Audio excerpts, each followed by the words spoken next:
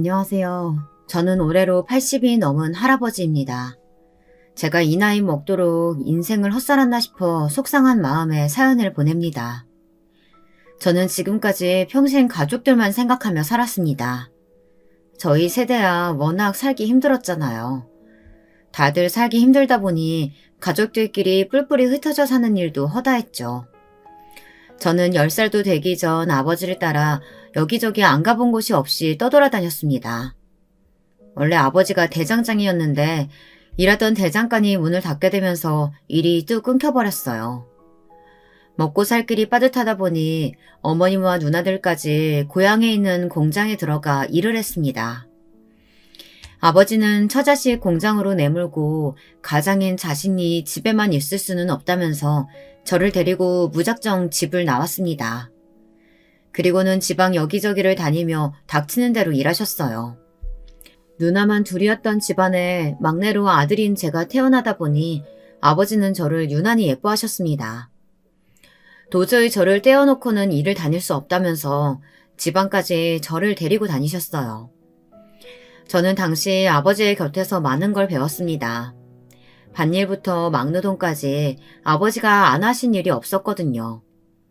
아버지가 일하실 땐 저도 따라다니며 이것저것 보조 역할을 했습니다. 아버지는 힘들게 일해서 번 돈을 저 입히고 먹일 것만 빼고는 모두 다 어머니에게 드렸어요. 어린 시절 아버지 곁에서 돈 버는 일도 많이 배웠지만 가장이 무엇인지를 제일 많이 배웠습니다. 가장은 언제나 처자식이 1번이어야 했어요. 자신보다도 먼저였죠. 그런 아버지를 저는 존경하지 않을 수가 없었습니다. 저는 아버지를 따라 이곳저곳 누비다 보니 사람도 많이 만났어요. 어떨 땐 배에서 만난 사람들과 몇 날 며칠을 함께 뒹굴어 자기도 하고 어떤 날엔 밤새 차를 타고 쪽잠을 자는 날도 있었죠. 그럴 때마다 옆에 있던 아저씨들이 물었어요. 꿈이 뭐냐고요. 저는 그럴 때마다 아버지 같은 가장이 되는 거라고 말했습니다. 80이 넘은 지금도 그때의 아버지 얼굴이 생생해요. 입은 환하게 웃고 계셨지만 눈동자에는 눈물이 가득 고여 있었어요. 저는 아버지를 따라 대장장이가 되었습니다. 어려서부터 일찍이 아버지에게 배운 기술로 서울에 올라와 무작정 대장간에 취직해 일했어요. 중학교 졸업하자마자 일을 시작해 40년 넘게 한자리에서 일했습니다. 아내도 그곳에서 만났어요. 아내는 제가 일하던 대장간에 있는 을지로에서 옷장사를 하던 여자였어요. 아내를 처음 보았을 때 무슨 이런 여자가 있나 싶었습니다. 왜냐고요? 제가 지금까지 살면서 본 여자 중에 드세기로 제일 드셌거든요. 여자가 어쩜 제가 싫어하는 행동만 골라서 하는데 이상하게 그게 싫지가 않더군요. 오히려 다 귀엽게만 보였어요. 제 눈에 안경이라는 말이 딱 저와 아내를 두고 한 말이었죠. 아내는 저와 달리 참 똑똑했어요. 저는 중학교도 간신히 졸업했지만 아내는 고등학교도 나왔거든요. 머리가 얼마나 좋은지 셈도 잘하고 어려운 말도 잘 알아듣는 게 제 눈에는 대단해 보였습니다. 그래서 다른 건 다 참아줄 수 있었어요. 사실 아내가 목소리도 크고 사람들과 싸우기도 많이 싸웠거든요. 시장 사람들이랑 하도 싸우고 다녀서 제가 말리러 다닌 게 한두 번이 아니었어요. 왜 그렇게 싸우고 다니냐고요? 저에게도 눈에 넣어도 아프지 않을 아들이 하나 있었습니다. 아들이 인물은 아내를 쏙 빼다박아 예뻤는데 머리는 절 닮았는지 영 나빴어요. 학교에서 시험만 봤다 하면 못 봐서 동네 애들 사이에서 항상 놀림을 당했습니다. 거기다가 체격도 작아서 매번 맞고 다녔어요. 그럴 때마다 아내는 아들 손을 잡고 아들을 괴롭히는 녀석들을 쫓아가 흠씬 혼내주었습니다. 그러다 보니 애들 싸움이 어른 싸움까지 된 거죠. 한 번은 그런 적도 있습니다. 저희 대장간 바로 옆집에 식당이 하나 있어요. 제가 10년째 다니는 단골 식당이에요. 농담으로 제 아내가 차려준 밥상보다 그 식당 아줌마 밥을 더 많이 먹었다고 할 정도로 막역한 사이였죠. 그런데 아내는 처음부터 그 아줌마를 싫어했어요. 남편도 있는 옆에 내가 식당에 오는 남자들한테 여우짓을 한다며 저하고도 가깝게 지내지 말라고 했거든요. 그런데 하필이면 그 아줌마 아들이랑 저희 아들이 같은 학교에 다녔어요. 하루는 식당 아줌마 아들놈이 제 아들놈이랑 싸워 제 아들놈 코피를 터뜨려 놨나 봐요. 그날 점심때 아내가 장사를 하다 말고 식당에 쫓아왔더군요. 이 옆에 내가 식당에 오는 남자들한테 살랑살랑 꼬리칠 때부터 내가 알아봤어. 도대체 자식 교육을 어떻게 시켰길래 내 귀한 아들 코를 터뜨려? 뭐야? 이게 미쳤나? 내가 언제 남자들한테 꼬리를 쳤다고 지랄이야? 이게 말이면 다 한 줄 아나? 네가 내 남편 반찬 갖다 줄 때마다 눈웃음 흘리면서 살랑거리는 거 내가 모를 줄 알아? 네 못생긴 아들놈 때문에 우리 잘생긴 아들 콧대 내려앉으면 책임질 거냐고! 아이고 웃기고 있네. 네 남편이나 네 아들이나 둘 다 두꺼비같이 생겼구만. 어디서 개소리하고 앉았어? 뭐? 개소리? 어디 한번 개소리 내는 미친년한테 당해볼래? 그날 시장 바닥 전체가 흔들릴 정도로 곡소리가 끊이질 않았습니다. 저는 아내가 막무가내로 굴 때마다 너무 힘들었어요. 오랫동안 시장에서 가게하면서 별별 일을 다 겪어서인지 젊을 때 드셌던 성격이 점점 더 불같이 변했습니다. 그냥 넘어갈 일도 아내는 잘 참지를 못했어요. 문제는 아들도 똑같이 키웠다는 겁니다. 제 아들 녀석이 어릴 때부터 체력도 약하고 공부도 잘 못했어요. 아내는 그런 아들을 강하게 키우겠다고 운동이란 운동은 다 시켰습니다. 저는 영 안 되면 대장간에서 일 가르치면 된다고 했지만 아내는 제 말을 들어주지 않았어요. 하나뿐인 아들을 우리처럼 키울 수는 없다면서 운동이든 악기든 예체능이라도 시키겠다고 버는 족족 아들에게 다 투자했죠. 아내 생각에 전부 동의한 건 아니었지만 그래도 하나뿐인 아들에게 부족한 건 없이 다 해줘야겠다는 마음만은 저도 아내와 같았습니다. 저희 아버지도 그러셨으니까요. 힘든 형편에도 제가 하고 싶다는 건 다 하게 해주시고 먹고 싶다는 건 다 사주셨어요. 누나들이 샘낼 정도로 말이죠. 그런데 그게 화근이었습니다. 저와 아내 둘 다 먹고 사느라 바빠 아들을 마냥 오냐오냐 키웠더니 아들이 어느새 망가져 있었어요. 아들의 문제를 처음 알게 된 건 저였습니다. 아들이 고등학교에 다니던 시절이었는데요. 그날도 제가 대장간에서 한참 일을 하고 있었는데 가게로 파출소에서 연락이 왔어요. 글쎄 제 아들놈이 파출소에 있다네요.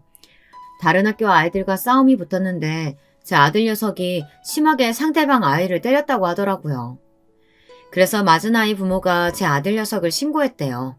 무조건 감옥에 넣겠다고 난리가 났답니다. 저는 놀라서 한달음에 파출소로 달려갔어요. 그런데 아들에게 맞았다는 아이들의 말을 듣는데 저는 소름이 돋았습니다. 그만하라고 죽는다고 말렸는데도 제 아들놈이 멈추지 않고 때렸대요. 심지어 싸운 아이 중 한 명은 상태가 심각해 병원에 입원까지 했답니다. 저는 한숨밖에 나오질 않았어요. 거기다가 파출소에는 아들 학교 선생님까지 와 계셨습니다. 저 새끼 저거 완전 미친놈이에요. 권투 배웠다고 자랑하길래 그냥 좀 같이 놀자고 한 건데 나중에는 담뱃불까지 얼굴에 지지려고 했다니까요. 상황은 심각했습니다. 선생님 말씀이 피해자 학생 부모의 의견이 강경해서 잘못하면 학교까지 잘릴 수 있는 상황이라고 하더군요. 안 그래도 답답해 죽겠는데 아내는 파출소까지 찾아와 더 난리를 쳤습니다. 애들끼리 싸울 수도 있지. 별것도 아닌 일 가지고 애 인생을 망치려고 해요. 병원비 물어주면 되잖아요. 제가 아는 아내는 분명 셈이 빠르고 똑똑한 사람이었습니다. 그런데 언제 저렇게 무식한 여편애가 된 건지 모르겠더군요. 저는 아내를 데리고 밖으로 나왔습니다. 피해자 애들 부모한테 무릎 꿇고 사과해도 시원찮을 판에 당신 그게 지금 무슨 태도야? 옛날에 우리 애들 맞고 들어왔을 때 생각 안 나? 한 대만 맞고 와도 난리치고 쫓아가던 사람이 무식하게 왜 이래? 뭐? 무식? 중학교도 간신히 졸업한 주제에 어디서 나더러 무식이래? 당신이 무식한 대장장이니까 저 인간들이 우리 무시하고 내 아들 구치소에 쳐넣으려고 하는 거잖아. 아내와는 말이 통하질 않았습니다. 아주 아나무인이 따로 없었어요. 그래, 내가 무식하고 배운 거 없는 대장장이라 처자식 무시당하게 하는 못난 애비다. 저는 아내에게 모진 말을 퍼붓고 다시 파출소로 들어가 피해자 부모들 앞에 무릎을 꿇었습니다. 제 아들이 잘못한 건 분명하지만 이대로 고등학교도 졸업 못하게 할 수는 없었어요. 아내가 드세고 무식한 소리를 하긴 해도 다 틀린 말은 아니에요. 제 아들까지 저처럼 중졸의 대장장이로 만들 수는 없으니까요. 다행히 사건은 잘 마무리됐습니다. 학교에서도 근신을 받기는 했지만 졸업하는 데 무리는 없었어요. 그런데 저희 가정의 문제는 그때부터가 시작이었습니다. 한번 어긋나기 시작한 부부관계는 걷잡을 수 없이 나빠졌어요. 아내는 툭하면 저를 무시했습니다. 그뿐만이 아니라 뭐든 제 탓을 했어요. 당시에 저희 부모님은 고향에 살고 계셨어요. 젊어서 힘들게 모은 돈으로 오래된 집 한 채와 땅을 사 농사를 짓고 계셨죠. 아버지의 오랜 꿈이셨거든요. 젊어서 제대로 된 거처도 없이 매일 여기저기 남의 일만 하시다 보니 자기 집을 갖고 자기 땅에서 일하는 게 소원이셨어요. 그런데 아내가 그 땅이 올랐다는 소리를 어디서 듣고 와서는 그걸 가지고 괜한 꼬투리를 잡더군요. 매일 우리 아들 노래만 부르시면 뭘 해. 돈이고 땅이고 올라도 한 푼도 내주지를 않는데. 당신이 아버지께 잘 말씀드려서 땅값 올랐는데 팔아서 돈 좀 달라고 해. 아버지 땅이 내 것도 아닌데 팔긴 뭘 팔아. 당신은 평생 일만 하고 사는 내가 안쓰럽지도 않아? 우리 하나밖에 없는 아들 앞날 걱정되지도 않냐고. 20살 넘은 아들 앞날을 왜 내가 걱정해. 지금까지 먹이고 재워줬으면 앞으로는 자기가 알아서 살아야지. 아내가 뜬금없이 저희 아버지의 땅 이야기를 한 데는 다 이유가 있었습니다. 20살이 훌쩍 넘도록 제 앞가림 하나 못하는 아들 녀석 때문이었죠. 고등학교 내내 크고 작은 사고를 치고 다니던 놈은 고등학교도 간신히 졸업하더니만 몇 년째 일할 생각은 안 하고 집에서 놀고 먹고만 있었습니다. 처음엔 저도 아들에게 하고 싶은 일 있으면 말하라. 아버지가 많이는 못 도와줘도 최대한 도와주겠다고 했어요. 배우고 싶은 게 있으면 배워보라고도 했습니다. 그런데 아들놈은 아무 생각이 없었어요. 매일 양아치 같은 친구들이랑 어울려 다니면서 도대체 뭐라고 다니는지 매일 술만 먹고 다녔습니다. 저는 그 꼴이 한심해서 절대 돈을 주지 말라고 했지만 제 말을 들을 아내가 아니었습니다. 저도 모르게 아예 생활비를 대주고 있는 것 같더군요. 저는 20년 만에 처음으로 아내와 아들에게 화를 냈어요. 그리고 엄포를 놓았습니다. 앞으로 딱 3개월만 참아줄 테니 그 안에 직장을 구해서 집을 나가라고 했어요. 그렇지 않으면 일절 지원을 끊겠다고요. 아니면 지금이라도 당장 대장간에 나와 일을 배우라고 했습니다. 그러면 제가 월급은 주겠다고요. 저라고 하나밖에 없는 아들한테 모진 소리 하고 싶었겠습니까? 그런데 정말 아들 녀석 얼굴만 보면 답이 보이질 않았어요. 다 제가 못나서 잘못 키운 탓이겠지만 어쩜 저렇게 생각이 없고 철이 없나 싶어 속이 터졌습니다. 거기다가 그런 아들놈을 싸고 드는 아내도 미웠어요. 하루 종일 새냄새 맡아가며 고생하는 남편은 둘째치고 아들놈 편만 드니까요. 제가 생각한 가정은 이런 게 아니었어요. 어린 시절 저희 부모님은 항상 떨어져 지내셨습니다. 그런데도 오랜만에 만나면 항상 가슴이 벅차오를 정도로 서로를 아끼셨어요. 제가 꿈꿔온 가정은 현실이 아무리 고단하고 힘들어도 함께 있으면 언제나 서로를 응원하고 힘이 되어주는 거였습니다. 그런데 저와 아내는 매일 붙어 있어도 서로를 미워하고 탓하기만 했습니다. 아들도 마찬가지였고요. 아들은 제 엄포에도 변하질 않았어요. 오히려 더 못나게 굴었죠. 저는 죽어도 대장간에서는 일 안 해요. 제가 그렇게 힘든 일을 어떻게 하겠어요? 처음부터 잘하는 사람이 어딨어. 아버지가 옆에서 잘 가르쳐 줄 테니까 천천히 해보자. 이게 보기에는 어려워 보여도 한번 배워두면 평생은 먹고 살아. 저는 어떻게든 아들에게 사내 고실은 하게 살게 하고 싶어서 어르고 달랬습니다. 차라리 우리 대장간 그만두고 그 돈으로 큰 가게 하나 차리는 거 어때요? 고급 레스토랑이나 술집 같은 거요. 저한테 기회 주시면 제가 잘해볼게요. 혹시 알아요? 제가 잘 돼서 어머니 아버지 둘 다 일 그만두고 호강하실지? 아들놈은 겉만 번지르르 하고 뜬구름 잡는 이야기만 해댔습니다. 주방에 한번 들어가 본 적도 없는 놈이 도대체 레스토랑은 어떻게 하겠다는 건지 모르겠습니다. 거기다가 잠도 많아서 새벽에 일어나지도 못하는 게 무슨 술집을 하겠다는 건지 이해할 수가 없었죠. 이게 아직도 정신 못 차리고 헛소리하고 있네. 직장 생활도 한번 못 해본 네가 무슨 장사야? 너 내가 좋게 말하니까 말을 못 알아듣는 것 같은데 당장 내일부터 대장간에 나와. 안 그러면 집에서 아예 쫓아낼 줄 알아. 당시에 고향에 계신 아버지도 건강이 좋지 않아 저는 이래저래 싱숭생숭했습니다. 어머니가 아버지 때문에 힘들어 하셨거든요. 그런데 그 와중에 아들놈이 또 사고를 쳤습니다. 이번엔 아예 집을 나가버렸어요. 그때는 카드고 뭐고 없을 때라 뭐든지 다 현금만 가지고 다니던 시대예요. 큰돈이 들어갈 일이 있으면 가방에 돈을 넣어 품에 꼭 안고 다녔습니다.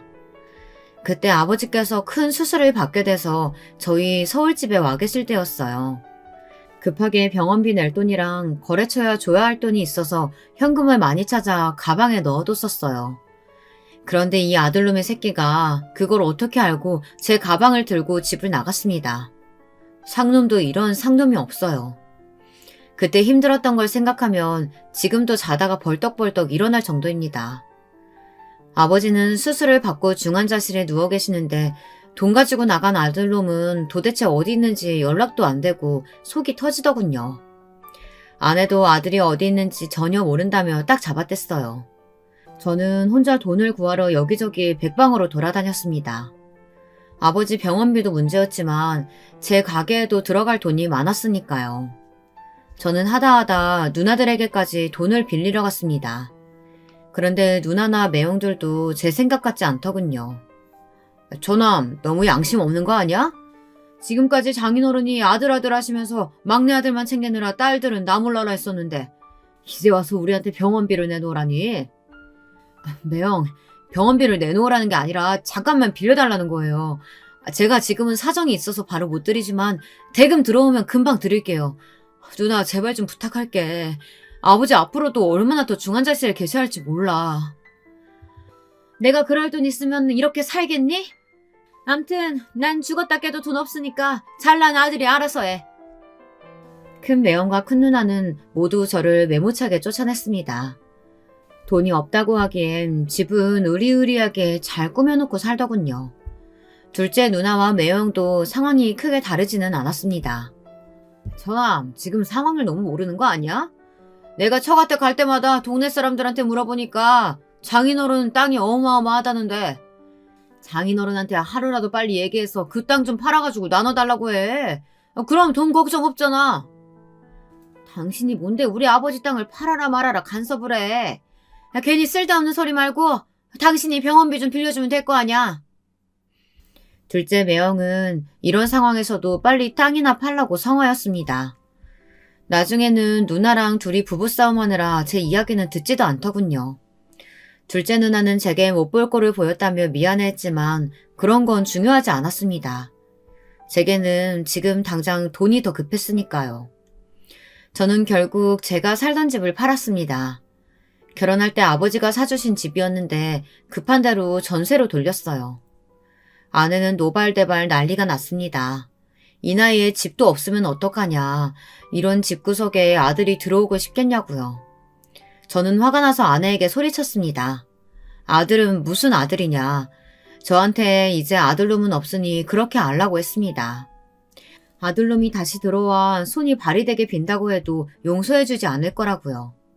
저는 진심이었습니다. 다시는 아들 얼굴을 보고 싶지 않았어요. 말해봐야 제 얼굴에 침 뱉기지만 정말로 내 아들놈은 개만도 못한 놈이었습니다. 어떻게 된 놈이 할아버지 병원비를 가지고 집을 나간답니까? 힘들고 슬퍼도 세상은 잘만 돌아갔습니다. 아버지는 중환자실에서 나와 일반 병실에 잠시 계시다 요양원으로 가셔야 했습니다. 아버지 병간호를 하시던 와중에 어머니가 먼저 돌아가셨거든요. 그때 슬픔은 말로 다 할 수 없을 정도로 힘들었습니다. 모든 일이 다 제 잘못 같았어요. 어머니가 그 정도로 힘든 줄도 모르고 저는 먹고 살기 바쁘다는 핑계로 신경도 못 썼거든요.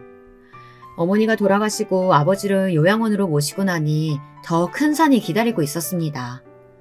바로 누나와 매형들이 어머니 장례가 끝나자마자 집에 찾아와 난리를 쳤어요. 저는 진작 그럴 줄 알았습니다. 아버지가 중환자실에 계시다 요양원에 들어갈 때까지 딱 1년이었어요. 길다면 길고 짧다면 짧은 그 시간 동안 어머니를 저희 집에 모시고 있었습니다. 사실 어머니야 집에서 잠만 자고 나가셔서 아버지 병간호하시기 바빴죠. 그랬으니 병도 나신 거고요. 저는 하루하루 늘어나는 병원비를 대느라 허리가 휘었습니다. 그때 누나들은 일절 신경 쓰지 않았어요. 심지어 어머니고 저한테 전화 한 통 안 했습니다. 저는 그러려니 했어요. 그런 일에 신경 쓸 정신이 없었거든요. 하지만 아내는 달랐습니다. 아내는 저더러 바보 천체 병신이라고 했어요. 시아버지가 땅 좀 있다는 말에 홀랑 넘어가 시집와서 아들까지 낳아줬더니만 그놈의 잘난 땅은 구경도 못 해보고 이제는 시어머니까지 모시고 살면서 평생 남한테 옷이나 팔다 뒤지가 생겼네. 아내가 말은 험하게 하지만 저는 항상 고마웠습니다. 저 하나 보고 시집와서 지금까지 평생 고생만 하고 살았거든요. 어머니가 돌아가실 때까지 모시고 살며 저보다 더 살뜰하게 저희 어머니를 챙겼어요. 아들놈은 제멋대로 집을 나가버렸고 생활은 밑빠진 독처럼 버는 족족 병원비를 갖다 주느라 힘들었습니다. 아내는 툴툴거리면서도 항상 제 옆에 있어줬어요. 그런 아내에게 저는 또 미안한 일을 해야 했습니다. 어머니께서 저희 집에 들어와 사시게 되며 마음이 불편하셨는지 땅과 집, 재산을 모두 다 정리해 저에게 주신다고 했습니다. 아들이라서만이 아니라 지금까지 평생 자식 노릇한 건 저밖에 없으니 저한테 주신다고 했죠. 아내는 너무 좋아했지만 저는 그러지 마시라고 했어요. 어머니 아버지가 평생 힘들게 버신 건데 저 혼자 다 받을 수는 없어요. 지금이야 어떻든 어려서부터 누나들도 고생 많이 했으니까 누나들이랑 똑같이 나눠서 주세요.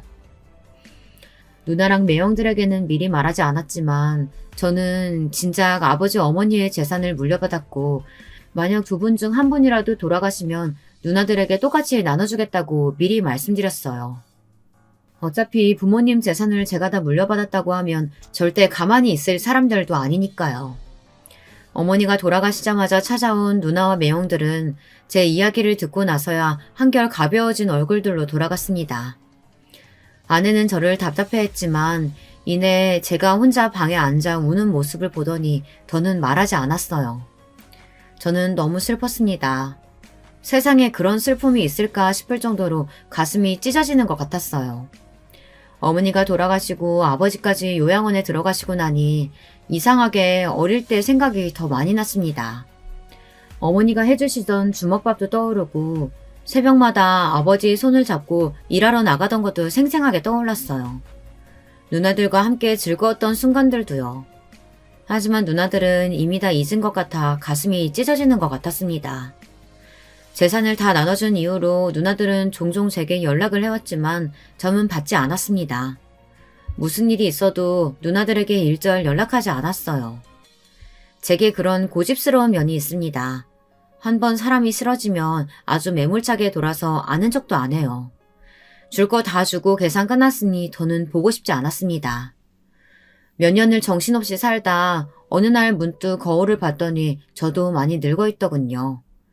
매일 아버지 요양원만 왔다 갔다 하고 일만 해서인지 시간이 어떻게 흐르는지 모르고 있었어요.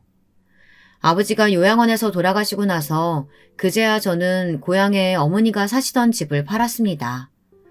그리고 서울에 아파트를 샀어요. 남은 돈으로는 가게를 늘릴 생각이었습니다. 그런데 아내가 또 노발대발 난리가 났어요. 나도 이제 더는 못 참아. 당신도 조금 있으면 환갑인데 그놈의 대장간 좀 때려치우고 우리도 좀 편한 거 하면서 쉽게 좀 삽시다. 배운 게 도둑질이라고 할 줄 아는 거라고는 대장간 일밖에 없는데 하루아침에 어떻게 그만둬? 당신이야말로 옷장사 그만두고 쉬어. 그래봐야 둘이 사는데 내가 혼자 벌어도 충분히 먹고 살아. 고집스럽다고 해도 할 수 없지만 저는 평생을 해온 대작간 일을 그만둘 수 없었습니다. 밥을 먹고 화장실을 가는 것처럼 가게에 나가 일하는 게 저에게는 전부였어요. 그런데 인생이라는 게 참 제 마음대로 되지 않더군요. 10년 가까이 연락이 되지 않던 아들이 갑자기 제 눈앞에 나타났습니다. 그날도 평소처럼 가게에서 일하고 있는데 제법 나이 든 티가 난 모습으로 나타난 아들이 웬 아가씨를 데리고 가게에 찾아왔더군요. 저는 갑자기 무슨 바람이 들어 나타났냐고 퉁명스럽게 말했지만 마음은 그렇지 않았습니다. 오랜만에 아들을 보자 너무 반갑고 좋아 하마터면 달려가 아들을 끌어안을 뻔했어요. 하지만 괘씸한 건 괘씸한 거였어요. 아들놈이 제 돈을 들고 집을 나갔던 것만 생각하면 아직도 피가 거꾸로 솟는 것만 같았습니다. 그래도 자식놈은 형제들과 다르더군요. 바짝 마른 모습을 보니 마음이 아팠어요. 저는 그래도 제 발로 들어온 아들을 그냥 내쫓을 수 없어 근처 다방으로 데리고 갔습니다. 그런데 아들놈은 제게 잘 지냈냐 안부 한마디 없이 다짜고짜 결혼하겠답니다. 여자가 임신했다네요. 그러고 보니 아들님이 데리고 같이 온 아가씨가 아들보다 서너 살은 어려 보이는데 배가 볼록하게 나왔더군요. 그리고 아들 옆에 앉아 계속 눈물을 흘리고 있었어요. 저는 며느리 될 애가 아무래도 많이 긴장한 것 같아 괜찮다고 다독여줬습니다. 그 시대야 여자가 결혼 전에 애를 가지면 세상 큰일 나는 줄 알던 시대였으니 눈물이 절로 날만 했습니다. 그래도 한 식구가 되려고 해서인지 제 눈에는 며느리가 안 돼 보이더군요. 남의 집 귀한 딸내미 마음고생하게 한 우리 아들놈이 나쁜 놈이니까요. 그런 와중에 제 아들놈은 또 정신 빠진 소리를 해댔답니다. 결혼식이니 뭐니 그런 건 다 필요 없어요. 할머니 돌아가시고 나서 땅 좀 받으셨다면서요? 아버지가 저희 둘이 살 집 하나만 구해주세요. 사람은 변하는 게 아니었습니다. 제 아들놈이지만 이놈은 그냥 정신이 빠진 놈이었어요. 그때였습니다. 아들놈 말에 며느리가 아주 대성통곡을 하더군요.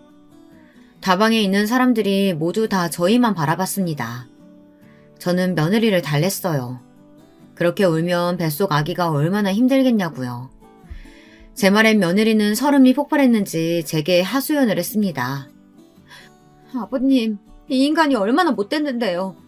제가 임신했다고 어떡할 거냐고 책임지라고 했더니만 책임은 무슨 책임이냐고 당장 병원 가서 수술하자고 했다니까요. 저는 그 소리를 듣는데 너무 화가 나서 이성이 날아가 버렸습니다. 세상에 이런 호랑말코 같은 새끼가 제 새끼라는 게 믿기질 않았어요. 도대체 이런 놈이 어디서 나왔는지 모르겠습니다. 뭐야? 이런 망나니 같은 새끼를 봤나? 남의 집 귀한 딸님이 임신시켰으면 당장에 책임지겠다고 해야지. 뭐? 병원 가서 수술을 해? 이런 개만도 못한 자식! 저는 주먹으로 아들놈을 닥치는 대로 패줬습니다. 이런 놈은 맞아도 싸니까요. 저는 며느리 될 애에게 걱정하지 말라고 단호하게 말했습니다. 배 더 나오기 전에 거하게 식도 올려주고 집도 사줄 테니 걱정하지 말라고 신신당부를 했어요. 저는 아들에게 지난 10년 동안 뭘 해먹고 살았냐고 물어봤습니다. 아버지 돈까지 훔쳐 도망갔으니 잘 먹고 잘 살았냐고요. 그런데 아들이 하는 말이 가관이었습니다. 글쎄 몇 천이나 되는 큰 돈을 가지고 나가서는 그 돈을 다 날렸답니다. 친구랑 사업해보겠다고 투자를 했다는데 알고 보니 그게 사기였던 거죠. 저는 답답해서 그럼 그때라도 집에 들어왔어야지 그동안 뭘 해먹고 살았냐 물었습니다. 집에 와봐야 뭐래요. 제가 돈 날린 거 알면 아버지는 무조건 대장권에서 일 배우라고 난리였을 텐데. 차라리 그냥 여기저기 다니면서 되는 대로 먹고 살았어요. 그걸 말이라고 해? 어이구 한심한 자식. 너도 이제 처자식 생겼으니까 내일부터 당장 대장간에 나와서 일 배워. 그놈의 대장간 일 뭐 좋다고 아들한테까지 물려주려고 그래요. 이제 우리 아들도 돌아왔으니까 이번 기회에 대장간 팔아버리고 그 돈으로 우리 아들한테 투자 좀 합시다. 투자는 무슨. 내가 저놈을 어떻게 믿고 투자를 해. 말도 안 되는 소리 하지 말고 당장 대장간 일 배워. 저는 아들도 아내도 다 헛소리 한다고 생각했습니다. 듣고 싶지도 않았어요. 임신한 며느리 때문에 그냥 용서하고 받아주기는 했지만 사실 아직 아들을 믿는 건 아니에요. 앞으로 어떻게 하는지 지켜보고 나서 투자를 할지 말지 생각해 보기로 했습니다. 어쩌겠어요. 저런 못난 놈도 어쨌든 제 자식이니 사고를 쳤으면 부모인 제가 수습해야죠. 저는 약속한 대로 아들 며느리 결혼식도 올려주고 서울에 번듯한 집도 한 채 사줬어요. 제가 자식이 둘 셋도 아니고 하나인데 이왕 손주까지 생기는 거 좋은 집으로 해주고 싶어 통 크게 해줬습니다. 미워도 핏줄이라 그런지 아들놈이 며느리랑 사는 모습을 보니 지금까지 쌓여있던 화가 눅눅듯 사라지는 것 같더군요. 아들이라는 놈은 지난 10년 동안 도대체 어떻게 먹고 살았는지 할 줄 아는 거라고는 하나도 없었습니다. 제가 일 안 하면 한 푼도 도와주지 않겠다고 해서 억지로 대장간에 나오기는 했지만 써먹을 데가 없었습니다. 거기다가 못 본 새에 나쁜 건 다 배웠더군요. 어느 날이었어요. 아침에 출근해서 일 좀 하려고 하면 아들놈은 툭하면 사라졌습니다. 처음엔 대장간이 답답해서 나갔나 보다 했는데 시간이 지날수록 이상했어요. 아들이 나갈 때마다 금고에 돈이 슬쩍슬쩍 비는 게 보였거든요. 그래서 하루는 제가 아들 뒤를 밟았습니다. 도대체 어디를 싸돌아다니나 싶어서요. 그런데 이놈의 새끼가 진짜 별짓을 다 하고 다니더군요. 언제 또 알았는지 시장 골목에 아저씨들끼리 모여 화투나 카드를 치는 하우스 같은 곳이 있었는데요. 이 새끼가 거길 드나들더라고요. 아무리 철이 없어도 그렇지 이제 처자식도 있는 가장이 어쩜 저렇게 정신을 못 차리나 싶었습니다. 저는 당장 따라 들어가 귀때기를 잡아 끌고 나왔어요. 이 한심한 놈아, 30도 훨씬 넘은 놈이 아버지 돈에 손대는 것도 모자라서 이제는 도박까지 해? 너 도대체 언제 정신 차릴래? 내가 우리 며느리 보기 창피해서 살 수가 없다. 아파요. 그러니까 대장간 말고 제가 할 만한 일을 좀 하게 해달라니까요. 너 같은 놈이 할 일이 세상에 어딨어? 이 자식아 제발 좀 정신 좀 차려라. 아들놈만 보면 속이 뒤집혔습니다. 그나마 다행인 건 며느리가 똘똘하다는 거예요. 아들놈이 그래도 여자 보는 눈은 있었습니다. 며느리가 임신하기 전에 미용실에서 일했대요. 미용실에 제법 며느리의 단골 손님이 많았다더군요. 제가 옆에서 봐도 애가 싹싹하니 성격도 밝아 가게를 하면 잘할 것 같기는 했습니다. 그래서 저는 몇 개월을 고민하다 아들과 며느리를 불러놓고 말했습니다. 제 아들놈은 영 돈 버는데 소질이 없으니 며느리만 괜찮다면 제가 미용실 하나 내주겠다고 했어요. 당연히 아들놈은 눈을 부라리며 난리를 쳤지만 며느리는 좋아했습니다. 그런데 아내가 시어머니 노릇을 하더군요. 멀쩡히 집에서 노는 아들 놔두고 곧 아기 낳을 며느리한테 미용실 차려주면 아기는 누구더러 키우라는 거예요? 누가 키우긴 누가 키워. 돈 못 버는 놈이 키워야지. 하나밖에 없는 아들한테 집에서 애나 보라고 하는 게 말이 돼요? 당신 정말 이런 식으로 나올 거야? 물려받은 땅 계속 손에 쥐고 있으면 뭘 해? 아들한테 미리 좀 물려줘가지고 편하게 살게 해주면 좀 좋아? 아내는 울고불고 소리를 지르며 저한테 어떻게 그럴 수 있냐고 따졌지만 저는 제 생각이 맞는다는 판단을 했어요. 제가 지난 몇 개월 옆에서 지켜보니 아들놈은 가능성이 없었습니다. 지금 당장 안쓰러워서 제가 가진 재산을 다 물려줘도 몇 달이면 다 날려먹을 놈이었어요. 저도 더는 두고만 볼 수는 없었습니다. 저도 나이가 들고 있었고 아들 녀석도 이제 아버지인데 언제까지 철딱서니 없이 사고만 치고 다니는 꼴을 볼 수는 없었어요. 그래도 손주가 태어나고 몇 년은 잠잠했습니다. 철없는 아들 녀석도 자기 새끼한테는 별 수 없더군요. 하루가 다르게 손주가 커가니 아들도 점점 정신을 차리는 것처럼 보였어요. 며느리가 운영하는 미용실은 제법 잘 됐습니다. 혼자 하루 종일 서서 사람들을 상대하면서 일하는 게 쉽지 않을 텐데 며느리는 한 번도 힘들다는 이야기를 하지 않았어요. 오히려 저만 보면 하나밖에 없는 며느리가 먹고 사느라 바빠서 일만 하느라 며느리 노릇도 제대로 못한다며 미안해했어요. 저는 그런 며느리를 볼 때마다 옛날 제 생각이 났습니다. 제가 딱 저희 부모님에게 그런 마음이었거든요. 부모님에게 잘하고 싶은 마음만 앞섰지 일이 바쁘다는 핑계로 곁에 있어드리지 못한 게 후회되곤 했어요. 저는 그런 며느리가 예뻐서 오히려 더 뭐라도 해주고 싶었습니다. 며느리는 손주도 참 바르게 잘 키웠어요. 사실 손주가 제 눈에는 당연히 천사처럼 예뻤지만 마냥 잘해줄 수만은 없었어요. 혹여나 제 아들을 닮아 어려서부터 싹수가 없을까봐 저는 오히려 더 엄하게 대했습니다. 다행히도 손주는 제 아들이 아닌 며느리를 닮아 머리도 좋고 예의도 발랐어요. 학교도 들어가기 전부터 미용실을 하는 자기 엄마가 바쁘면 옆에서 수건도 개고 청소도 하며 알아서 도와주던 아이였습니다.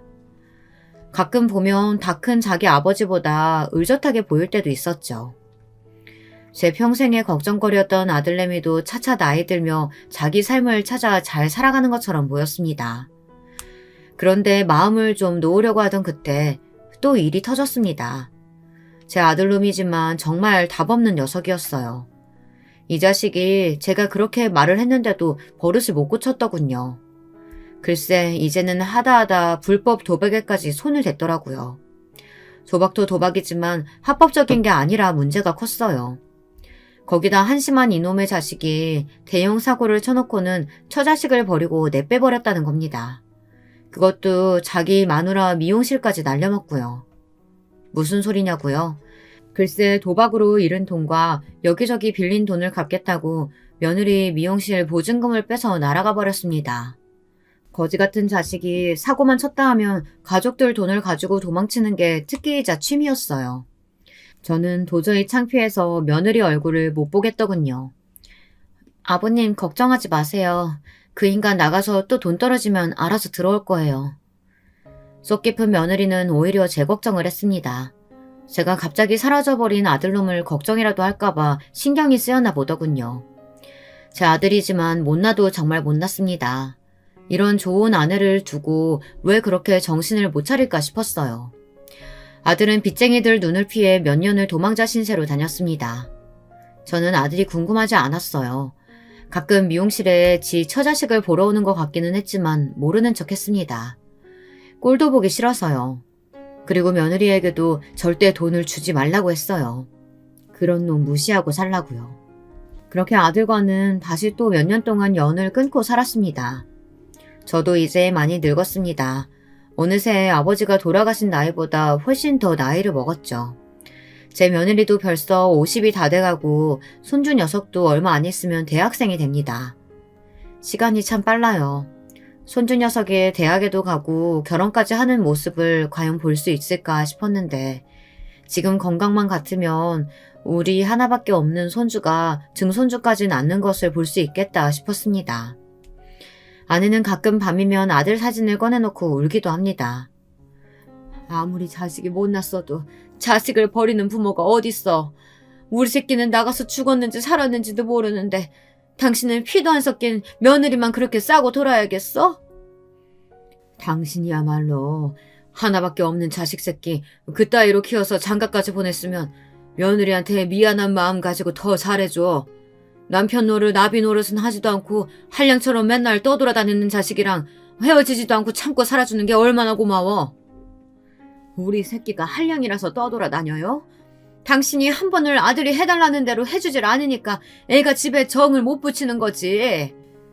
웃기고 있네. 당신이야말로 그 자식 그렇게 안쓰럽고 불쌍하면 나가서 그 놈이랑 살아. 난 그 자식 아주 꼴도 보기 싫으니까. 80이 넘을 때까지 아들놈 뒤지다거리 하는 부모가 세상에 어디 있답니까? 자기 손으로 돈 한 번 제대로 벌어본 적 없는 놈이 다 늙은 부모 일절 봉양할 생각은 안 하고 맨날 재산이나 먼저 달라고 조르며 말도 안 되는 소리를 해대는데 누가 예쁘겠습니까? 그러던 어느 날이었습니다. 제 생일이 며칠 남지 않았을 때였는데 웬일로 아들놈이 집에 찾아왔더군요. 몇 년 동안 코빼기도 보이질 않던 녀석이라 저는 웬일인가 싶었습니다. 그런데 뜬금없이 나타나 한다는 소리가 이상했어요. 지금까지 살면서 제게 고맙습니다 한 번 한 적 없던 아들내미가 갑자기 지금까지 너무 잘못했다면서 무릎까지 꿇고 사과를 하더군요. 지금까지 본인이 살아온 인생을 전부 다 후회한다고 하면서요. 이제는 힘없이 쭈글쭈글해진 제 손까지 잡으며 앞으로 저와 아내에게 잘하겠다고 제발 믿어달라고 했습니다. 우리야 이제 다 늙었으니 더 좋고 나쁠 게 어디 있어. 내 바람은 딱 하나야. 우리 집 장남이자 기둥인 네가 며느리랑 손주랑 셋이 화목하게 사는 거. 그러기만 하면 내가 지금 당장 눈 감아도 괜찮겠어. 아들은 제 손가락까지 걸고 약속했습니다. 앞으로는 정말 달라지겠대요. 손주도 이제 대학생인데 자기가 정신 차리지 않으면 되겠냐면서요. 저는 평생에 처음 보는 낯선 모습에 아들을 마지막으로 믿어보기로 했습니다. 아들 말대로 자기 자식이 저렇게 장성의 성인이 됐는데 다 생각이 있겠지 싶었죠. 그런데 정말 변하기로 하긴 했는지 이래저래 노력을 많이 했습니다. 저희 집에도 자주 와서 같이 밥도 먹고 전화도 자주 하더군요. 저나 아내의 건강도 걱정된다면서 처음으로 저희를 데리고 건강검진도 다녀왔어요. 저도 저였지만 아내 얼굴이 폈더군요. 거기다가 가장 좋았던 건 아들이 며느리에게 잘하는 모습이었습니다. 며느리가 미용실 문 닫을 시간에 가서 정리도 도와주고 셔터도 내려주는 것 같더라고요. 저는 아들에게 잘했다 칭찬해줬습니다. 그렇게 하나하나 노력하다 보면 며느리와의 사이도 예전으로 돌아갈 수 있을 거라고요. 그런데 어느 날 아들이 기특한 제안을 했습니다. 저와 아내에게 꽃놀이를 가자고 하더군요. 저는 며느리와 손주도 데려가자 했지만 아들은 꼭 셋이서 소풍을 가고 싶다고 했어요. 제가 어릴 때도 우리 셋이 소풍 간 적 한 번도 없잖아요. 저 나이 들기 전에 우리 셋이 한번 소풍 가고 싶어요. 아들 말이 맞았습니다. 뭐가 그렇게 살기 바빴다고 우리 세 식구 소풍은커녕 꽃놀이 한번 가본 적이 없더군요. 80이 넘어서야 처음으로 아들과 아내 손을 잡고 소풍을 간다는 게 가장으로서 미안했습니다. 제 딴에는 아내와 아들에게 언제나 성실한 아버지라고 생각했었는데 사실 돌이켜보면 대단하게 잘해준 것도 없는 것 같더군요. 아들은 대견하게도 도시락까지 싸왔습니다. 저와 아내를 주겠다고 과일까지 예쁘게 잘라 먹기 좋게 해왔더라고요. 정말 오랜만에 바람도 쐬고 꽃놀이도 실컷 했습니다. 그런데 그때 제 핸드폰이 울렸어요. 메시지 한 통이 왔는데 손주가 보낸 메시지더군요. 저는 반가워서 바로 메시지를 확인했습니다. 꽃놀이 왔는데 너무 좋다고 다음에 꼭 같이 오자고 말할 생각이었죠. 그런데 손주의 메시지 내용이 충격적이었어요. 할아버지, 설마 아빠랑 어디 가셨어요? 절대 아빠 따라가시면 안 돼요. 할아버지 무조건 죽어요. 저는 도대체 이게 무슨 말인가 싶어 한참 핸드폰을 봤습니다. 읽고 또 읽어도 이해가 되지 않아 핸드폰을 들고 화장실에 가서 손자에게 바로 전화를 했습니다. 그리고 도대체 메시지 내용이 무슨 소리냐고 물었죠. 그러자 손자가 하는 말이 저는 도무지 이해가 안 됐어요.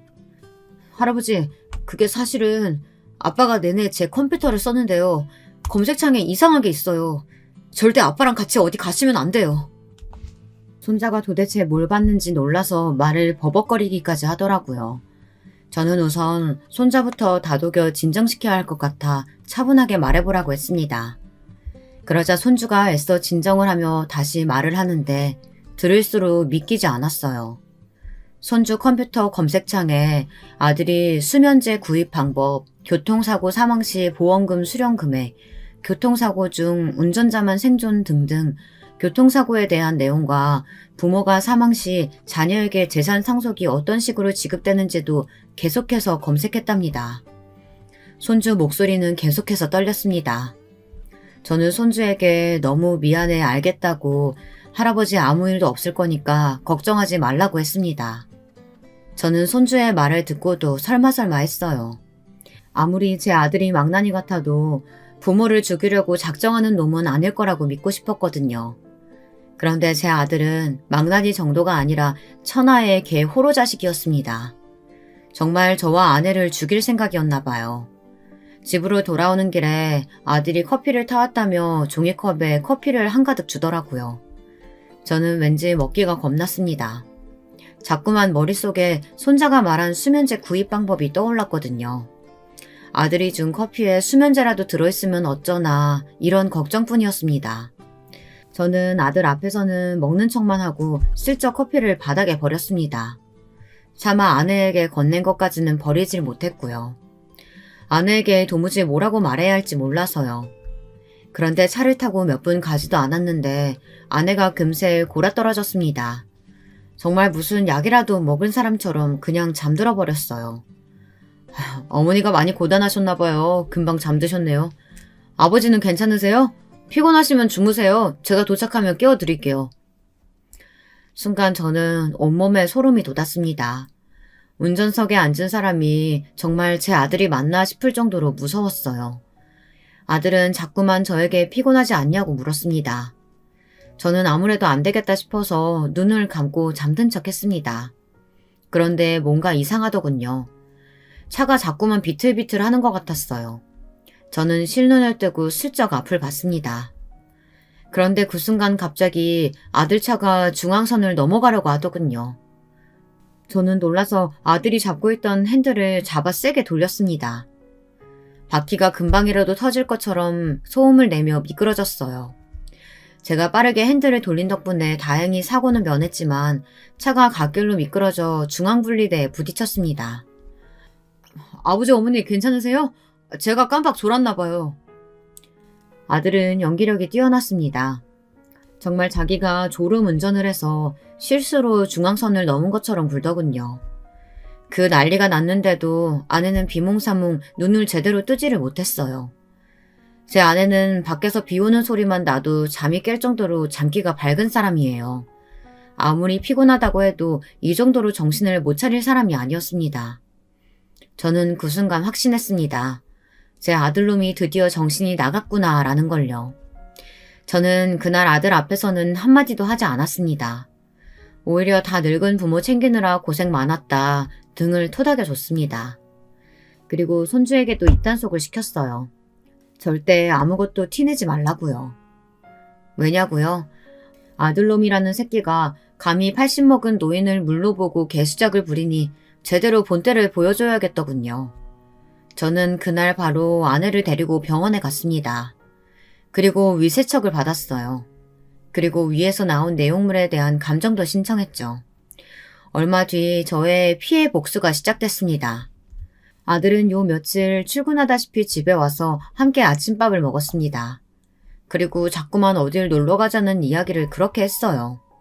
그럴 때마다 저는 아들놈의 눈동자도 보기 싫었습니다. 이렇게 부모를 빨리 죽이고 싶은 건가 싶어서요. 그때였습니다. 누군가 초인종을 눌렀어요. 저는 아들에게 나가보라고 했습니다. 아들이 문을 열자마자 곧바로 경찰들이 들이닥쳤어요. 경찰들은 제 아들을 잡으러 왔습니다. 신고가 들어왔습니다. 저희와 함께 서로 가주셔야겠어요. 뭐 신고? 내가 잘못한 게 없는데 무슨 신고? 아버지, 이 사람들 뭐예요? 아버지가 말 좀 해주세요. 경찰관님들, 지금 당장 이 썩을 잡놈 좀 빨리 잡아가세요. 지금도 부모 죽이겠다고 차에다가 세제를 넣어왔다니까요. 그랬습니다. 아들놈은 커피에 수면제를 탄 것도 모자라 매일 아침 집에 올 때마다 저희를 준다고 건강차를 만들어 왔는데 거기에 독성 강한 세제를 매일 조금씩 넣었더라고요. 한번 경험이 있다 보니 저는 아들이 주는 음식은 먹지 않았습니다. 모두 다 모아서 신고했어요. 그래서 그 안에 든 성분이 뭔지 하나하나 다 분석해서 증거를 모아뒀습니다. 증거를 확보하자마자 신고를 했어요. 아내도 처음엔 당연히 제 말을 믿지 않았습니다. 자기 아들은 마음이 약해서 그런 짓을 할 녀석이 아니라고요. 제가 보여준 증거들을 보고도 믿지 않았습니다. 사실 그 정도 증거만 가지고 아들에게 피해 복수를 했다고 생각하진 않아요. 그래봐야 누가 죽은 것도 아니니 구치소에서 몇 달 살다 나올 수도 있잖아요. 저는 재산 정리를 싹 다 했습니다. 제 아들이 제일 무서워하는 게 뭔가 생각했더니 바로 돈이더군요. 저는 제가 가진 재산의 일부를 며느리와 손자에게 증여했어요. 아들에게는 한 푼도 남기질 않았습니다. 그리고 재산을 나눠주면서 며느리에게 말했어요. 내가 자식 새끼 잘못 키워서 네 인생 망치게 했다. 지금이라도 내 아들놈이랑 이혼해. 네가 이혼해도 나한테는 네가 내 유일한 자식이자 며느리라는 사실은 변하지 않을 거다. 아니에요, 아버님. 제가 배불러서 왔을 때 아버님께서 결혼식도 해주고 집도 사주신다고 했을 때 그 순간부터 저는 이미 아버님 보고 결혼한 거지 그 인간 보고 산 게 아니에요. 제가 아버님께 얼마나 감사한 게 많은데요. 아들놈이야 구치소에 가든 감옥에 가든 상관없었지만 이 일로 며느리와 손주를 못 보게 될까봐 저는 그게 가장 큰 걱정거리였습니다. 며느리는 제가 어떻게 하든지 다 믿고 따라주기로 했어요. 저는 아들에 대해 신고할 수 있는 건 다 신고했습니다. 제 돈을 훔쳐간 것부터 불법 도박을 한 내용, 그리고 부모인 저와 아내를 계획적으로 죽이려고 했던 정황까지 모조리 다 신고했습니다. 그 이후에 어떻게 됐냐고요? 아들은 지금도 구치소에 있어요. 제가 고소한 내용이 워낙 많아서 구치소 안에서도 계속 조사를 받고 있습니다. 그리고 수많은 고소장들 사이에 제가 쓴 편지도 한 통 넣었어요. 범죄자 새끼에게는 10원도 한 푼 줄 수 없어서 네 이름은 호적에서 아예 파버렸으니까 절대 우리 가족 앞에 나타날 생각하지 마라. 혹여나 내 말 무시하고 내 며느리나 손주 앞에 나타날 날에는 내가 가진 모든 걸 걸어서라도 다시 감옥에 넣어버릴 거다. 변호사 말이 아들은 교도소에서 한 4, 5년은 있다 나올 것 같다고 하더군요. 무슨 법이 부모를 죽이려고 한 자식 새끼를 멀쩡히 살려두는 건지 모르겠지만 어쨌든 저는 제 아들 새끼는 이미 죽었다고 생각하고 살기로 했습니다. 사실 꽃놀이를 다녀오던 그날 차 안에서 제 아들놈은 이미 죽은 거나 다름없으니까요. 아내는 충격에서 아직 벗어나지 못하고 있지만 저와 며느리가 옆에서 잘 챙기고 있습니다. 손주도 대학 다니며 열심히 살고 있고요. 못난 자식 하나 때문에 평생을 마음 졸이며 살았지만 앞으로 얼마나 남아있을지도 모를 제 인생은 제가 아끼는 사람들만 생각하며 살기로 했습니다. 여러분도 자식 걱정만 너무 하지 마시고 스스로를 돌보며 사시길 바라겠습니다. 지금까지 저의 기나긴 인생 이야기 들어주셔서 감사합니다. 안녕하세요. 전 오늘 저의 인생에서 가장 속상했던 이야기를 한번 해보려 합니다. 누구에게도 속 시원히 하지 못했던 서러운 제 시집살이 이야기예요. 먼저 저의 어린 시절에 대해 말씀을 드리자면 전 바닷가가 있는 큰 도시에서 자라났습니다. 아버지는 해산물 시장에서 일을 하셨어요. 바로 바닷가에서 유명한 품목인 어묵을 만드는 일이었습니다. 오늘날에는 여러 어묵 브랜드들도 생기고 했지만 아버지가 일을 하실 당시에만 해도 그냥 시장에서 조기, 전갱이, 갈치 등의 생선살을 치대어 밀가루와 함께 사람이 일일이 튀기는 방식이었다고 해요. 채소도 조금 넣고요. 튀긴 음식이라 보관이 용이하고 먹으면 배도 든든해서 아버지의 장사는 제법 잘 되었다고 합니다. 저희가 살던 도시가 워낙 어묵으로 유명한 지역이기도 했고요. 시간이 지날수록 직원들을 차차 늘리고 직원들이 빠른 손놀림으로 일을 했지만 1980년대에 들어 도시화를 겪으면서 아버지는 나름 공장시설을 도입하시게 되었습니다. 좀 더 효율적으로 생산을 해보고 싶으셨던 거죠. 물론 시설을 갖추는데 돈은 많이 들었지만 그래도 새로운 시도였고 그만큼 장사는 더 자리를 잡아갔습니다. 이런 집에서 1남 2녀 중 막내로 태어난 저는 아버지의 덕분으로 유복하게 어린 시절을 보냈습니다. 크게 부족한 것이 없었고 그저 달리기 하는 것을 좋아하는 말괄량이 소녀였죠. 어린 시절 매일 하라는 공부는 하지 않고 아버지 공장으로 놀러 갔는데 저는 공부보다 뭔가 공장 돌아가는 것을 보는 것이 재미있었어요. 많은 생선의 살들이 여러 과정을 거쳐 제가 좋아하는 맛있는 어묵튀김으로 변하는 것이 너무나 신기했거든요. 아버지도 재미있어 하는 저를 굳이 오지 말라고 말리지 않으셨죠. 그리고 항상 퇴근하시는 길에 쫄래쫄래 따라가는 저에게 제일 큰 어묵 하나를 먹으라고 쥐어주시곤 했어요. 그 어묵은 아버지가 손수 방금 튀긴 것이었어요. 그렇게 아버지와 함께 저녁 노을을 보며 집으로 돌아오면 항상 어머니는 맛있는 반찬을 한 상 가득 차려놓고 아버지와 저를 기다리고 계셨죠. 고등학교를 졸업하고 저는 당연히 대학을 진학하는 오빠와 언니 뒤를 따르지 않고 아버지께 공장에서 일을 배워보고 싶다고 말씀드렸어요. 대학이야 필요하면 나중에 갈 테니 우선 어묵을 만드는 방법을 배우고 싶다고 말이죠. 그때는 왜 그랬는지 공장 직원분들과도 너무 친하고 그래서였는지 대학을 가는 것보다 공장에서 어묵을 만들며 아버지를 돕고 싶더라고요. 당연히 아버지는 무슨 소리냐며 처음에는 역정을 내셨지만 저는 고집을 부렸습니다. 어묵 만드는 것 좀 배워보고 그냥 월급 많이 안 주셔도 되니까 재미삼아 왔다 갔다 하겠다고요. 그렇게 저는 얼른 대학 가고 좋은 집에 시집 가야지라는 소리를 귓등으로 들으면서 20살부터 공장으로 출근을 했습니다. 그런데 그러다가 아버지의 사업이 힘들어졌습니다. 아무래도 IMF의 여파가 있었죠. 그 시기를 어떻게 잘 넘기나 싶었다가 아버지는 그만 공장까지 남에게 넘기게 되어 다른 어묵 공장으로 취직을 하시게 된 것이죠.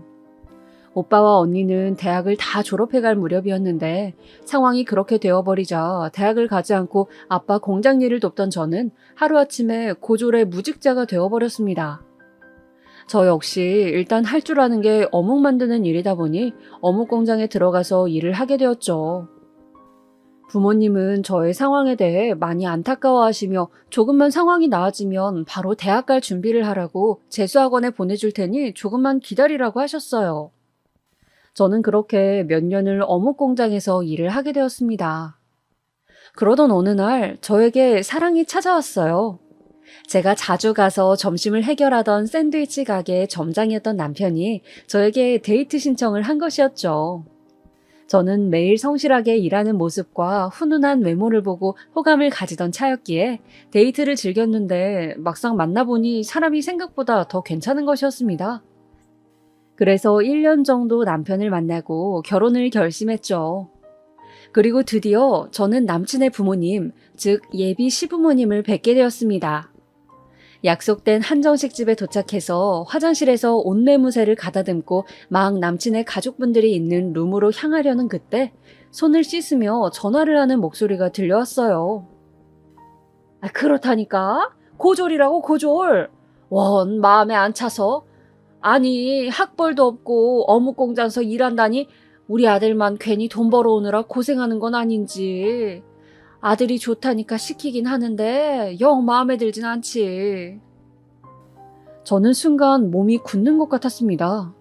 아무래도 저 전화의 주인공이 저의 예비 시모 같더군요.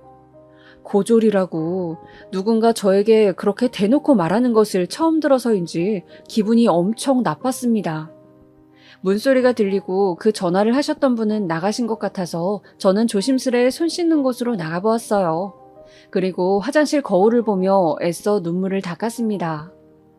바보같이 울지 말고 더 당당하게 고졸이지만 그래도 우리 부모님이 나를 얼마나 열심히 잘 키워주셨는지 보여주자고 다짐을 했습니다.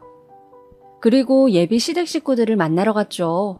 막상 얼굴을 보자 화장실 통화의 주인공이 예비 시모인지 아닌지 헷갈렸습니다. 왜냐하면 어머니 아버지 두 분이 굉장히 점잖고 교양이 넘치셨거든요. 저는 혹시 내가 다른 사람 이야기를 듣고 지레 겁을 먹은 것일 수도 있겠다 싶었습니다. 두 분은 저를 안쓰러워하시며 부모님 이야기도 다정하게 물어보시고 결혼에 대한 따뜻한 말씀을 해주셨죠. 저는 저에게 새로운 가족이 생긴다는 기쁜 마음을 안고 결혼을 하게 되었어요.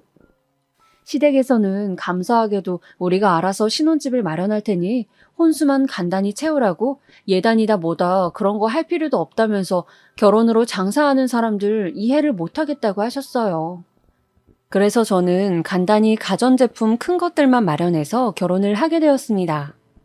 저희 부모님 역시 처음에는 대학 갈 준비도 안 하고 무슨 어린 나이에 결혼이냐고 반대를 하시다가 제 남편을 보시고 나서는 사람이 생각보다 속도 깊고 성실해 보인다면서 샌드위치 가게 점장까지 벌써 하는 것을 긍정적으로 봐주셨어요.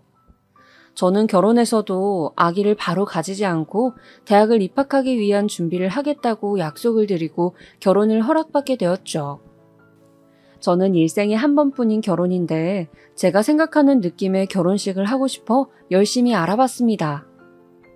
저는 5월의 신부가 되고 싶었어요. 그리고 가든파티 느낌이 나는 결혼을 하고 싶었죠. 그러기 위해서는 야외 식장이 필요했습니다. 생화도 많이 필요했고 정원이 있는 결혼식장을 찾아야 했고 혹시 결혼식장이 아니라 장소를 대여한다면 야외 출장 뷔페도 알아봐야 했죠. 혼자 품을 팔다가 도저히 안 돼서 웨딩 플래너와 열심히 상담하며 식장도 잡고 웨딩 촬영도 하면서 특별한 결혼식이 될 수 있도록 애썼죠. 양가 가족들 그리고 친구들 축복을 받으며 결혼했고 동양의 하와이라고 불리는 일본 오키나와로 신혼여행도 다녀왔습니다. 오키나와는 미군 주둔지여서 스테이크가 유명했는데 아직도 거기 가서 남친에서 남편이 된 것을 축하하면서 둘이서 남편은 맥주에 스테이크를 저는 주스와 스테이크를 먹었던 것이 눈에 아른거릴 만큼 저에게는 행복한 기억입니다. 날씨도 좋았고 분위기도 좋았고 모든 것이 행복했어요. 해변에서 수영을 하는데 그 순간 얼마나 행복한지 이 사람과 살면서 항상 이런 기분으로 살 수 있다면 정말 좋겠다 그런 생각도 들었습니다. 그렇게 시작된 제 결혼 생활은 1년간 무던하게 흘러갔습니다. 저는 독서실을 끊어서 대학 입학 공부를 하면서 시간을 보냈고 남편은 매일 출근을 했죠. 그런데 제가 막 대학을 붙어서 입학 준비를 하려던 찰나 남편은 샌드위치 가게 점장 일이 마음에 안 들었던지 이제 내 사업을 좀 해보고 싶다면서 계속 가게를 그만둘 공리를 하는 것이었습니다. 내심 불안해진 제가 그만두면 뭘 하고 살 거냐고 물어도 남편은 그저 미천을 가지고 사업을 구상 중이라고만 했어요. 저는 당장 저도 대학을 다녀야 하는데 남편이 사업을 시작했다가 잘 되지 않으면 어쩌나 걱정이 앞섰습니다. 그래서 그런 우려의 말을 하니 남편은 제 말을 들어보지도 않고 다짜고짜 화를 내는 것이었어요. 자신을 못 믿는 거냐면서요. 그러던 어느 날 저녁이었습니다. 자기야, 잠깐 할 말이 있는데 내가 사업 구상하고 있는 건 알고 있지? 샌드위치 가게 일 그만두고 브런치 레스토랑 차리고 싶다며. 그 준비 때문에 소개받은 식당이 있어서 가서 3개월간 일을 일단 배우고 나서 오픈 준비를 해서 차릴까 해.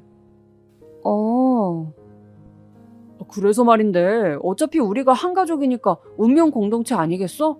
자기 부모님이 대학 등록금 하라고 돈 주신 거 있지? 그거 일단 자기 대학 가는 걸 좀 미루고 내 사업 자금에 보태면 어떨까? 뭐라고? 남편은 말도 안 되는 소리를 하는 것이었어요.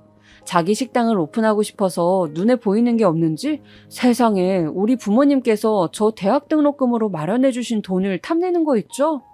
저는 너무 당황스러웠습니다. 성실하고 일밖에 모르는 남자라 그런 점이 좋아 보여서 결혼한 것이었는데 이런 식으로 사업을 한답시고 저를 힘들게 할 줄은 몰랐어요. 친정 부모님이 주신 돈을 제가 남편 사업에 보탠다는 것은 아무리 생각해도 좀 마음이 안 내켰습니다. 그래서 저는 남편에게 그건 좀 힘들겠다고 말했어요.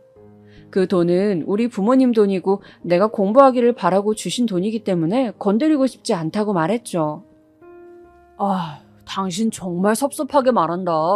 나는 내 사업이 잘 되면 자기 호강시켜줄 생각밖에 없는데 자기는 네 돈, 내 돈 따지고 있네. 알았어. 내가 부족한 돈은 그러면 형들한테 빌려보든지 엄마 아빠한테 말해볼게. 이래서 피가 물보다 진하다고 하나 봐, 여보. 남편은 한동안 그 일로 화가 나서 저와 말도 섞지 않았습니다. 그러나 저는 저대로 어쩔 수가 없었어요. 아빠가 어묵 공장을 하다가 망하는 과정을 지켜봤기 때문에 사업이 잘 안 되기 시작하면 돈이 무한정 든다는 것과 마냥 열심히만 한다고 해서 무조건 성공하는 것은 아니라는 걸 잘 알고 있었거든요. 운과 노력이 모두 받침이 되고 시기를 잘 만나야 사업은 성공할 수 있는 것이라고 생각하니까요. 남편은 위로 형 2명이 있었는데 결국 부족한 사업 자금은 형들에게서 빌렸다고 들었어요. 시부모님도 얼마를 보태주셨고요. 그렇게 시댁의 지원을 받아 남편은 의기양양하게 브런치 레스토랑을 오픈했습니다. 저는 남편이 식당을 오픈한 그 해에 대학을 진학했어요. 그렇게 남편과 저는 각자의 일에 몰두했습니다.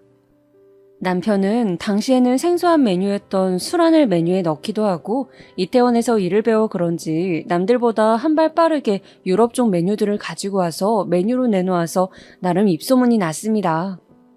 그렇게 다양한 메뉴들을 선보이다가 남편이 만든 수제버거가 너무 반응이 좋아서 수제버거 전문점으로 가게 컨셉을 바꿨어요. 그때는 몰랐죠. 이게 문제의 발단이 될 줄은. 혹시 맥도날드 버거병이라고 들어보셨나요? 만 4세 여아가 용혈성 요독 증후군이라는 병에 걸렸는데 그 부모가 발병의 원인이 당일 먹은 햄버거라고 주장하며 맥도날드를 고소하여 논란이 된 사건인데요. 여자아이가 걸린 이 병은 신장 이식이 필요할 정도로 생명에 지장을 주는 병이라고 하는데 당시 맥도날드에게 덜 구워진 패티 때문에 병에 걸렸다고 언론에서 대대적으로 보도를 했습니다. 갑자기 이 이야기가 왜 나오냐고요? 저희 남편의 가게는 수제버거 가게였죠. 가게의 매출은 이 뉴스가 나오기 시작하면서 급격히 감소하기 시작했습니다. 사람들이 버거 자체를 기피하기 시작한 거였죠. 뉴스에서도 확실하게 햄버거 때문에 병에 걸린 것인지 아닌지 모르겠다고 하는데 여론이 무척 안 좋아지면서 사람들은 아예 버거 가게 자체를 방문하지 않게 되었습니다. 여러 대출을 끼고 시댁 식구들의 돈을 빌려 사업을 시작해 겨우 자리를 잡아가고 있던 차에 이런 일이 터져버려 남편은 그야말로 멘붕에 빠졌죠. 어떻게든 돈을 벌어보려고 다른 아르바이트를 시작하고 아등바등 노력하던 남편은 결국 시댁 식구들뿐만 아니라 주변 친구들 돈까지 다 여기저기서 빌리고 제2금융권 그리고 사채까지 손을 뻗치게 되었습니다. 어떻게 해서든 가게를 접지 않고 끌고 가다 보면 상황이 좋아질 것이라 여겼기 때문이죠. 저희가 살던 집도 담보를 잡힌 것은 당연하고요. 그러나 햄버거병의 여파는 생각보다 길었습니다. 그 고통의 시간 동안 남편은 빚이 그렇게 쌓여간다는 것을 저에게도 말하지 않은 채 혼자 머리를 부여잡고 끙끙대며 밤마다 소주를 마셨어요. 안주도 없이 깡소주를요. 그러다가 어느 날 아침 달랑 편지 한 장을 남겨두고 남편은 헛개비처럼 사라져버렸습니다. 아침에 일어나 남편이 출근한 줄 알았던 저는 그날 밤이 되어서야 남편이 우편함에 넣어둔 편지를 발견했어요. 자기야, 나 아무래도 빚 때문에 도저히 안 될 것 같아. 아는 분이 돈벌이 할 수 있는 일을 소개해 주신다니까 좀 멀리 다녀올게. 배를 탈 수도 있을 것 같고. 아무튼 너무 걱정하지 마. 그리고 혹시 빚쟁이들이 연락 오면 그냥 당신은 아무것도 모른다고 이혼할 거라고 해. 상황 좀 나아지면 연락할 테니까 형들한테도 잘 좀 말해주고. 편지에는 자기 사정만 일방적으로 적혀 있었고 어디를 가는지 연락할 수 있는 전화번호라든지 그런 것조차 없었습니다. 저는 남편이 너무 원망스러웠죠. 그렇게 저는 남편의 행방불명과 함께 가게는 망하고 남편의 빚 때문에 시달리는 일상을 보내게 되었습니다. 대학도 휴학계를 낼 수밖에 없었습니다. 사람들이 자꾸 찾아왔기 때문이죠. 뿐만 아니라 가끔 가던 시댁 역시 저에게는 고통의 장소였습니다. 시부모님과 아주버님들의 돈이 알고 보니 다 합쳐서 1억이 넘게 물려 있었는데 남편이 언제까지 갚겠다고 해놓고는 사라져버렸기 때문에 아주버님과 형님들 그리고 어머님의 눈초리가 곱지 않았어요. 특히 그래도 부모니 어머니는 아들을 안쓰러워하는 거라도 있었는데 어찌 보면 피가 섞이지 않은 인척 사이인 형님들의 경우는 정말 노골적으로 저를 갈구는 식으로 구박을 하기 시작했습니다. 시댁에 제사가 있을 때마다 당연한 듯이 저는 아침부터 불려가 허리 한번 펴지 못하고 장보기부터 시작해 모든 노동을 하루 종일 파김치가 되도록 해야 했어요. 그리고 제사를 지낼 때쯤이 되면 형님들은 당연하다는 듯이 그제서야 나타나시거나 혹은 직장일이 바쁘다고 안 오시는 경우도 부지기수였죠. 시부모님 생신 역시 마찬가지였습니다. 생신 음식 준비를 위해 저는 심지어 생신 전날부터 시댁에서 자고 새벽부터 음식을 시작해야 했습니다. 부엌에는 산더미 같은 일거리들이 저를 기다리고 있었죠. 저도 그래도 생신인데 아들은 연락도 안 되고 속상하실 것 같아 제가 남편의 몫까지 하고자 성심성의껏 어머님의 심부름을 했습니다. 미역국도 퍼서 나르고 전도 뒤집고 또 나물도 무쳤습니다. 어머님은 저에게 이거 가져와라 저거 가져와라 하시면서 잔소리도 하고 저를 타박도 하셨죠. 그래도 저는 그런 어머님을 좋게 생각하려고 애썼습니다. 음식을 하시면서 어머님은 당신이 아들을 걱정하시고 그리워하며 슬퍼하셨어요. 그런데 그런 넋두리의 끝은 항상 저였습니다. 아휴, 우리 막내 어디서 밥이나 잘 먹고 다니는지 모르겠다. 얼마나 속상할까. 그렇게 열심히 오픈 준비를 했는데 빚쟁이에 쫓겨서 발이나 뻗고 자는가 모르겠구나. 그러게요, 어머니. 통 연락도 없고 어디 있는지 저도 답답하네요. 너는 대학 잘 다니고 있니? 그냥 고졸인 채로 결혼했으면 그대로 살지. 또 무슨 대학을 간다고. 그때 그 등록금 좀 네가 사업 자금으로 내줬으면 이렇게까지 우리 애가 고생했겠니? 형들한테 빌린 돈은 또 어쩔 거야. 아휴, 내가 큰 며느리, 둘째 며느리 볼라치 없다. 어머니, 저도 힘들어요. 아니, 돈도 안 보태놓고 네가 힘들긴 뭐가 힘드니? 그나저나 두 집 다 애들도 있고 돈도 빠듯한데 진짜 네가 형님들한테 미안하다고 싹싹 빌고 계속 잘해야 된다. 돈 갚을 때까진 말이야. 납작 엎드리라고. 알겠니? 어머님은 항상 저에게 그런 말들을 늘어놓으면서 형님들 심기를 거스르지 말고 되도록 집안일은 다 하도록 하라고 당부를 하시는 거였어요. 돈도 없고 지금 당장 빚을 갚을 수도 없으니 일이라도 해야지 뭐 어쩌겠냐고요. 저는 그런 말들이 듣기 싫고 너무 귀를 틀어막고 싶었지만 한편으로 틀린 말도 아니다 싶었기에 참고 견뎠습니다. 제사를 지내던 날 어머니의 걱정인지 구박인지를 들으며 정말 허리가 펴지지 않을 정도로 고된 노동을 하고 나면 그날 저녁에는 잠자리에 들며 하염없이 눈물이 흘렀습니다. 이런 상황을 친정에 알리고 그냥 이혼할까 싶다가도 차마 이런 처지에 있는 남편을 버리고 가는 것만 같아서 조금만 더 견뎌보자며 나 자신을 다독였어요. 우리 시댁은 제사며 생신이며 김장이며 행사가 많은 곳이었는데 언젠가부터 형님들은 당연한 듯이 모든 노동을 저에게 미루고 일이 바쁘다는 핑계로 참석을 하지 않으시거나 다 끝날 무렵 얼굴만 디밀기 시작했습니다. 김장할 때는 정말 제가 크게 다칠 뻔했어요. 여보세요? 바쁘니? 네, 안 바빠요, 어머니. 주말 잘 보내고 계세요? 다름이 아니라 너 지금 좀 올 수 있니? 내가 할 일이 생겼는데 나 혼자 못할 것 같아서 말이야. 네? 네, 알겠어요, 어머니. 저는 그 길로 어머님 댁으로 달려왔습니다. 그렇게 달려간 곳에는 커다란 다라이들이 바닥에 펼쳐져 있고 새빨간 양념과 산더미 같은 배추가 쌓여 있었습니다. 아유, 오늘 김장을 하기로 했는데 손이 부족할 것 같아서 말이야. 다른 분들은요? 니네 형님들은 다 일이 있다는구나. 좀 이따 저녁 시간에 김치 받으러 들른다고 하던데. 그냥 사 먹자는 거 내가 좋아서 하는 거니 너만 있어도 되지 뭐. 안 그러냐? 얼른 배추에 양념 좀 묻혀보렴. 저는 그렇게 앞치마를 두르고 젓갈 냄새와 김치 양념 냄새에 쩔어 김장을 하기 시작했습니다. 당시에 생활비를 벌기 위해서 마트에서 일을 하고 있었기 때문에 제 온몸에는 파스가 붙여져 있을 정도로 근육통에 시달리고 있었는데 시댁에서 하루 종일 김장을 하니 나중에는 눈앞이 어질어질하기 시작했습니다. 결국 저는 양념통을 들고 배추더미를 향해 가다가 양념통을 그만 엎지르고 말았어요. 철푸덕 저의 온몸은 양념으로 엉망이 되었고 저는 너무 아파서 바로 일어나지도 못하고 잠시 누워 있었습니다. 아이고 뭐니나 너 일 좀 똑바로 못하니? 아이고 일을 어째 아까운 양념을. 아이고 얼른 일어나지 못해? 네 어머니 저 팔 좀 잡아주시겠어요? 정말 가지가지 하는구나. 그렇게 집에 돈 사고를 쳤으면 일이라도 입댈 것 없이 잘해야지. 도대체 넌 우리 집에서 뭐 하는 거니? 저는 눈물이 핑 돌았습니다. 양념 범벅이 되어 온몸이 아픈 저에게 어머니는 구박을 퍼부으셨어요.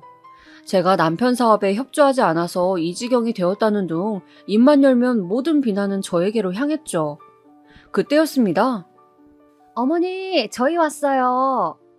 어찌된 일인지 큰형님과 둘째 형님이 함께 들어오시는 거였어요. 직장을 다녀오신 모양인지 정장을 입고 핸드백을 메고 거짓골이 된 저를 바라보고 있는 형님들. 어머, 동서, 그게 무슨 꼴이야? 넘어진 거야? 아유, 아프겠다. 근데 동서, 모양이 꼭 무슨 양념 닭다리 같아. 시뻘건 게. 두 분은 제 모습이 웃겼는지 박장대소를 하시더군요. 저는 눈물이 핑 돌았지만 그저 억지 미소를 지으며 화장실로 가서 몸을 씻어낼 수밖에 없었습니다. 저에게는 제사, 김장 말고도 또 스트레스 받는 일이 있었는데 바로 여름 휴가였어요. 시댁은 무슨 고집이신지 여름 휴가만은 항상 다 같이 가야 한다는 철칙이 있었습니다. 온 가족이 한 명도 빠짐없이요. 평소 시댁 행사에 잘 도망다니는 형님들이라도 휴가는 절대 피할 수가 없었어요. 저는 남편이 없이 3번 정도를 여름 휴가에 참석하게 되었는데 출발하면서부터 저의 고난이 시작되었습니다. 큰형님네는 아이가 2명이 있었고 둘 다 초등학생이었어요. 그리고 둘째 형님네는 아이가 3명이 있었는데 제일 어린애는 막 3돌이 지난 상태였습니다. 일단 아이들이 5명이나 되니 모이면 정신이 없었어요. 계속 뛰어다니고 눈을 뗄 수가 없었는데 형님들은 제가 나타나면 당연하다는 듯이 아이들 돌보는 일부터 모든 음식 준비까지 저에게 다 일임을 하시고 자기들끼리 커피를 마시러 가버리거나 핸드폰을 보면서 여유롭게 대화를 나누셨습니다. 아주버님들 역시 남편이 돈을 갚지 않고 사라진 이후 저에게는 거의 말도 붙이지 않고 저를 유령 취급하셨죠. 시어머니도 역시 무슨 일만 있으면 저를 시키기 바쁘셨고요. 한 번은 제가 아이들 5명을 돌보다 보니 한 명이 까불다 넘어져 무릎이 까졌는데 그때 진심으로 둘째 형님이 저에게 화를 내시더군요. 동서, 좀 신경 써서 애들을 봐야지. 여기가 계곡이라 돌도 있고 애들은 눈 떼면 다친다고. 우리 애 무릎에 흉지면 어떡할 거야? 죄송해요, 형님. 근데 제가 애를 안 키워봐서 잘 챙기려고 해도 잘 안 되네요. 동서, 우리 돈 떼먹어놓고 돈이 없으면 몸으로라도 때워야지. 정신 좀 차려. 네, 죄송해요, 형님. 저는 그렇게 여름 휴가마다 지옥을 맛보았습니다. 가끔은 시어머니의 남동생분인, 그러니까 제 남편 입장에선 외삼촌네 자식들과 손주들까지 오면 총 인원이 20명이 될 때도 있었는데 그 음식 준비도 저 혼자 다 도맡아서 해야 했습니다. 주로 계곡에 가서 텐트를 치고 하루 종일 놀았는데 점심 식사 20인분을 혼자 준비하는 것은 마치 전쟁과도 같았죠. 저는 그 전날부터 국을 미리 만들어 놓고 밑반찬도 하루 종일 만들어서 가지고 갔고 최대한 음식을 준비해 가서 빠르게 차리려고 하는데도 20인분이나 되다 보니 시간은 2시간은 걸리는 것 같았습니다. 치우는데 1시간은 걸렸고요. 다른 형님들은 알록달록한 원피스를 입고 선글라스를 끼고 사진을 찍으며 시원한 계곡물에 발을 담그는 동안 저는 집에서 입던 늘어진 티셔츠에 앞치마를 두르고 정말 말 그대로 식모처럼 계속 불 앞에 서서 음식을 만들고 치우고 설거지하고 쓰레기 버리고 아이들 다치지 않을까 챙기고 식사 준비를 마치고 겨우 좀 쉬려고 하면 디저트를 드시면서 저보고 애를 보라고 하시니 정말 미칠 지경이었습니다. 그런 날 밤이면 저는 연락도 되지 않는 남편 옛날 폰번호에다가 욕을 잔뜩 써놓곤 했어요. 야, 이 자식아. 도망을 갈 거면 나를 데리고 가든가 이혼을 하고 가든가. 나 혼자 이 모진 구박을 어떻게 버티라고. 정말 성실한 거 하나 믿고 결혼했는데 정말 연락 안 되니 너무 답답하다. 무슨 안 좋은 일 있는 건 아니지? 제발 연락 좀 해줘, 자기야. 나 진짜 너무 힘들어. 주로 이런 내용의 문자들이었습니다. 이혼을 하고 싶은 마음이 날이 갈수록 굴뚝 같아졌지만 도대체 연락이 돼야 이혼을 해도 할 텐데 참 남편이 야속하고 또 야속했습니다. 날이 갈수록 잠 못 이루는 밤이 들어가고 저는 입맛을 잃어 살도 5kg나 빠졌습니다. 친정 부모님이 걱정하실까봐 친정에도 잘 가지 않았어요. 살이 빠진 저의 초췌한 얼굴을 보면 부모님이 너무 걱정을 할 것 같았거든요. 그렇게 마트 일을 다니면서 저는 사람도 잘 만나지 않고 저의 쾌활했던 성격을 잃어갔습니다. 뭐랄까, 식물로 치자면 말라 비틀어진 모습이 되어갔다고나 할까요? 마트에서 같이 일하던 김씨 아주머니가 제 모습을 보다 못해서 어느 날 저를 부르시더군요. 세댁, 요새 무슨 일이 있어? 얼굴이 너무 안 좋아. 아직도 남편이 연락도 안 돼? 예전에 밥을 먹으면서 답답한 마음에 슬쩍 제 사정을 털어놓았더니 걱정이 되셨나 보더라고요. 네. 요즘 입맛도 영 없어 보이고 우울증 걸린 거 아니야? 내가 실은 몇 년 전에 모든 일에 너무 의욕이 없어서 정신과 상담을 받은 적이 있거든. 병원 추천해 줄 테니까 한번 가봐. 이러다 죽겠어. 응? 그렇게 저는 난생 처음으로 정신과 병원을 가게 되었습니다. 무슨 큰 정신병이라고 하면 어쩌나 걱정이 들었지만 어떤 이야기를 들어도 지금 제 상황에서 더 나빠질 것은 없을 것도 같았죠. 병원에서 만난 의사 선생님은 제가 생각한 쌀쌀맞은 의사 선생님의 느낌과는 완전 달랐습니다. 인자한 인상의 여자 선생님이셨는데 저에게 하고 싶은 이야기가 있으면 뭐든 좋으니 해보라고 하셨죠. 저는 저도 모르게 쉴 새 없이 말을 쏟아내다가 눈물을 흘리고 말았어요. 선생님은 저에게 휴지를 내밀며 말씀하시더군요. 환자분이 힘들다고 느끼면 힘든 거예요. 그리고 환자분이 시댁 식구들한테 죄책감 느끼고 혼자 모든 걸 다 하지 않아도 돼요. 먼저 나 자신부터 돌보고 하고 싶은 말은 하도록 하세요. 이렇게 힘든 상황일수록 조금이라도 긍정적으로 생각하고 자신을 사랑해야 해요. 저는 선생님의 모든 걸 다 해내지 않아도 괜찮다는 그 말이 가슴 깊숙이 와닿는 느낌이었습니다. 진심으로 위로가 되는 말이었어요. 그동안 내가 얼마나 남편의 과오까지 내 몫으로 생각하고 모든 것을 떠맡으려 했는지 새삼 깨닫게 되었습니다. 저는 그냥 제가 하고 싶은 대로 인생을 살면 되는 것이었어요. 남편이 무책임하게 빚을 지고 저한테 수습을 떠넘기고 사라진 것처럼 저 역시 제가 원하는 대로 살아도 되는 것이었죠.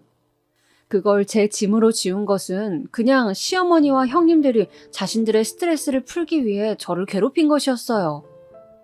저는 마치 머리를 누군가에게 한 대 맞은 듯이 모든 것이 갑자기 선명해지는 느낌이었습니다.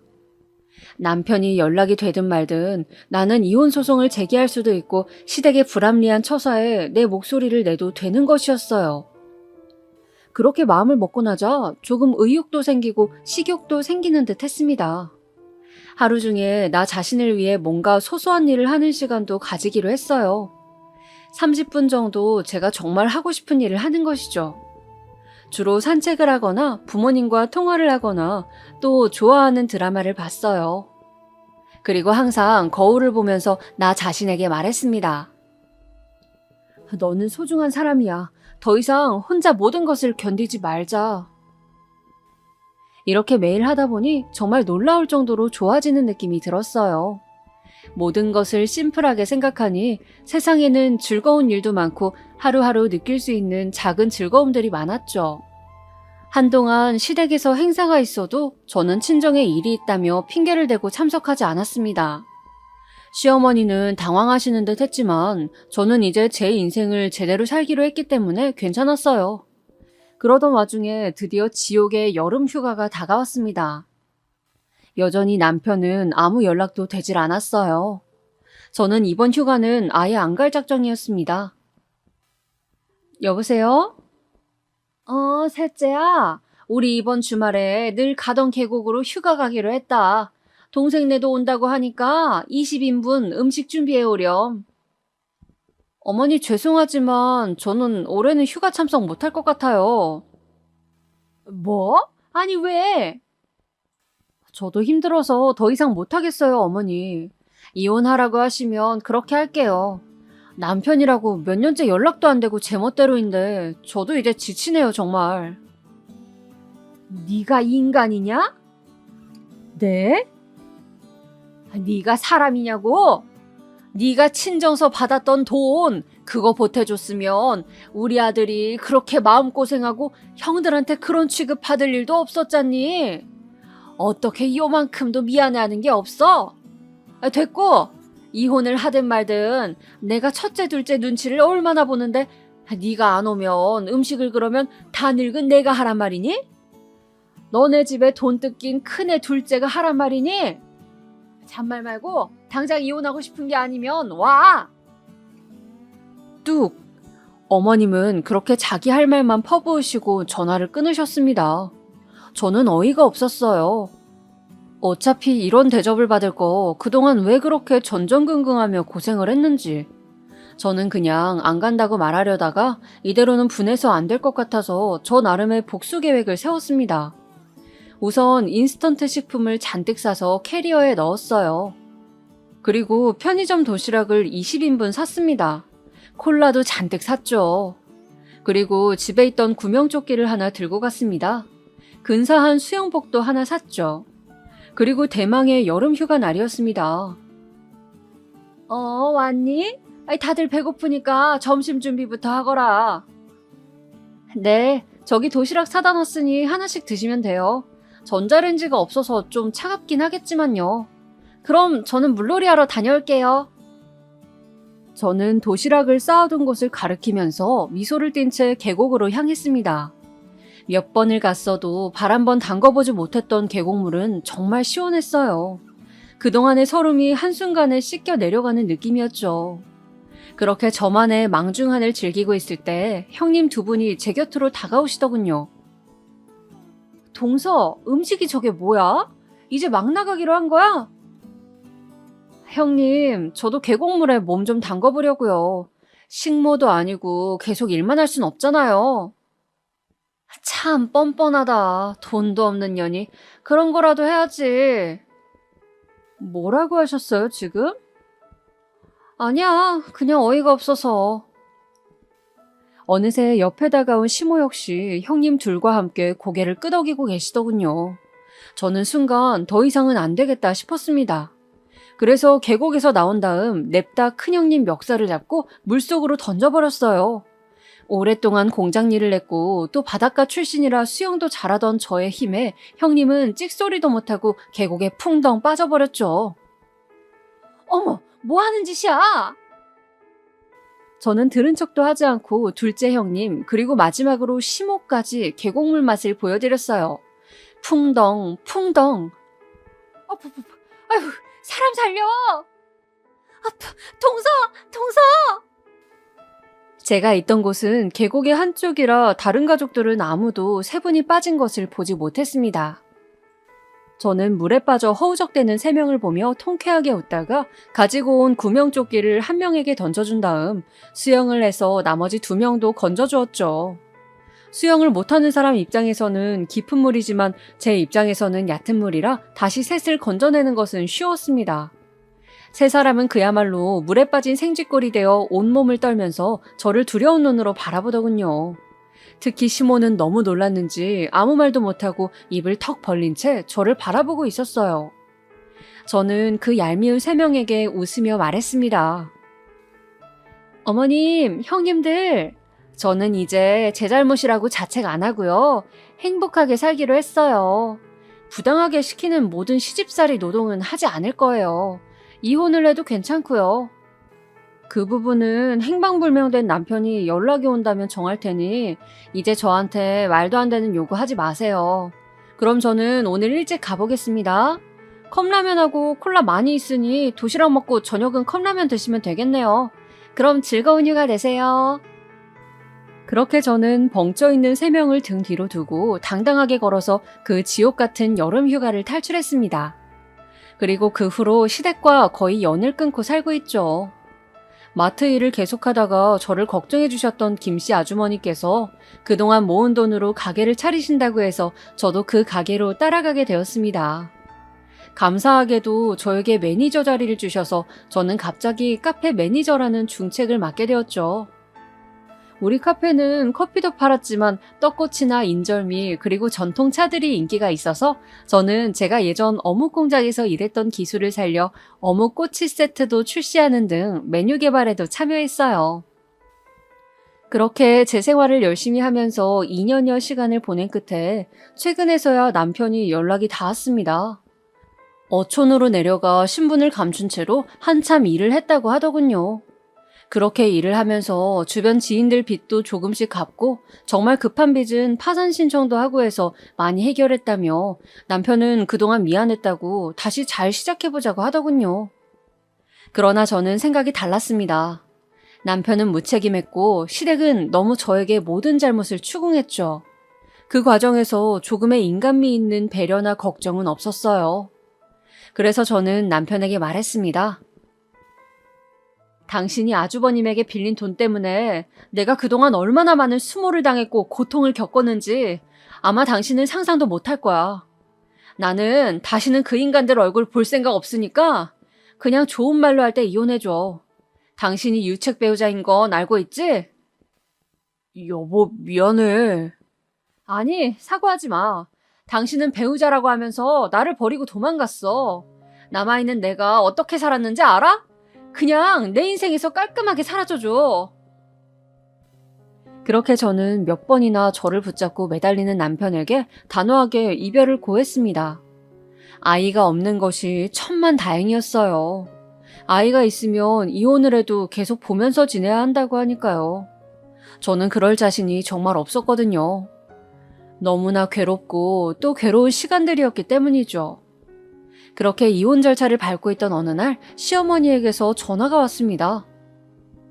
여보세요? 아가, 잘 있었니? 셋째한테도 연락 받았다. 기어이 이혼을 해야겠니? 어머니, 이제 와서 그게 무슨 말씀이세요? 저한테 어떻게 하셨는지 기억 안 나세요?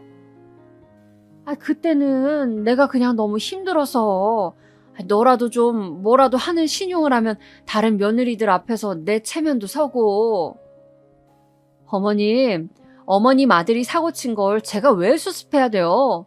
그것도 무슨 식모도 아니고 그렇게 힘들게 일하면서요. 아직도 비가 오면요, 삭신이 쑤셔요. 하도 어머님 덕분에 혹사를 당해서요. 미안하다. 이혼만은 다시 생각해주면 안 되겠니? 이제 와서 그러셔봤자 아무 소용 없어요. 이미 버스 떠났다고요. 어머님은 이제서야 제가 아쉬운지 저에게 매달리시더군요. 사람들은 참 왜 뒤늦게 항상 후회를 하고 미련을 둘까요? 제가 그렇게 최선을 다해서 뭐든 해보려고 노력할 때는 모두가 절 외면하고 알아주지 않더니 이제 그만하겠다고 하니 아쉬워서 붙잡네요. 그냥 호구 노릇 해주던 사람이 이젠 안 한다고 하니까 아쉬운 심리인가요? 여러분은 사람들이 대체 왜 그러시는지 아시나요? 있을 때 잘하라는 그 말을 왜 귀담아 듣지 않는 걸까요? 저는 그렇게 저의 고통스러운 결혼 생활을 끝냈습니다. 그리고 식당 일을 그만두고 모아둔 돈으로 휴학했던 학교에 다시 문의해서 복학을 했죠. 나이가 들어버려 대학을 졸업한다고 해도 취업에는 한계가 있을지 모르지만 그래도 제가 친정 부모님과 했던 약속이고 또 저 자신을 위해 필요한 일이기에 학업을 마치기 위해 열심히 레포트도 쓰고 시험도 보고 있습니다. 그렇게 하루하루 저 자신에게 집중하는 이 시간이 너무 행복하고 좋습니다. 여러분, 오늘 저의 이혼 스토리 어떻게 들으셨나요? 제가 드리고 싶은 마지막 말씀은 어떤 순간에도 나 자신을 사랑하라는 것입니다. 들어주셔서 감사합니다. 행복한 하루 보내세요.